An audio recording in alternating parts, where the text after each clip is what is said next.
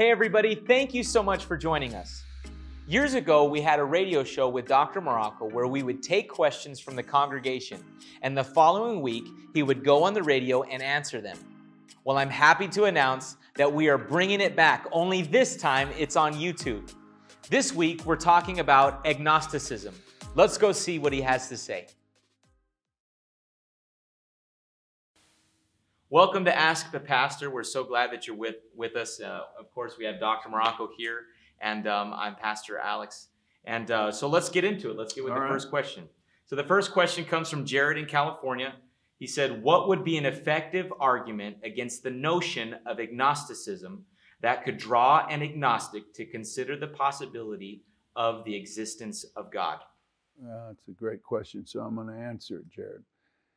When I was in graduate school, I had a professor by the name of J. Edwin Orr, a brilliant man, and he dealt with this very question. In essence, he was talking about atheists. Atheists do not believe God exists, and an agnostic is one who does not know. The word agnostic comes from the Greek word gnosis, which means to know. Agnostic is meaning I don't know. That's all that it means. A person says, I don't know if God exists. Well, he made an interesting point. He said, now, there are two kinds of agnostics. There is the agnostic that says, I don't know, but I'm open to knowing. That's a normal agnostic. Then there's another kind of agnostic, which he called an ornery agnostic.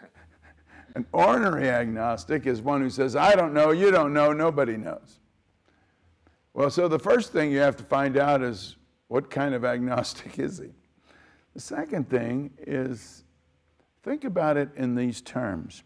Let's suppose I draw a circle on the ground here, and I ask my agnostic friend, I said, okay, if that circle represents knowledge, all the knowledge in the world, how much of that knowledge do you think you know? Well, let me be real generous. Let me suggest you know 10% of all the knowledge of the world. Everything about medicine, everything about astronomy. You know 10% of all the knowledge of the world, which, of course, as we all know, nobody knows that. But let's suppose you do. That means there's 90% of information and knowledge you don't know.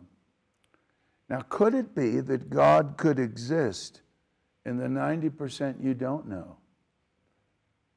Well, if that be the case, I'm here to tell you that God does exist. And let me explain what he did for me. And usually that can bring forth a conversation that could lead you into the gospel and the sharing of the gospel. I oftentimes will use the passages in Romans concerning my sharing of the gospel. And it's called the Romans Road, and I can share on that at a future time.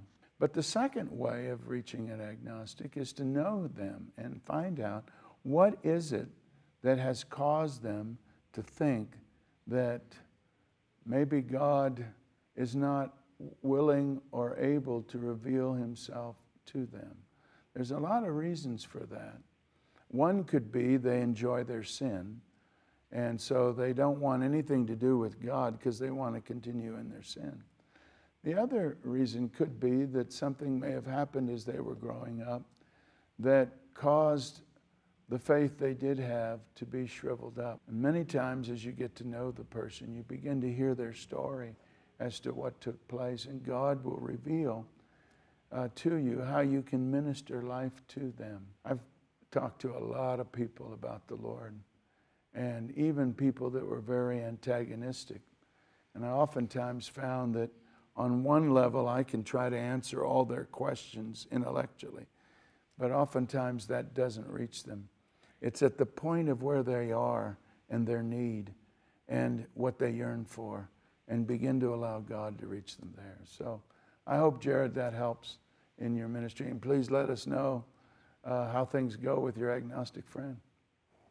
So what else you got for me? That's it. Good. That's good. Thank you so much for joining us for Ask the Pastor.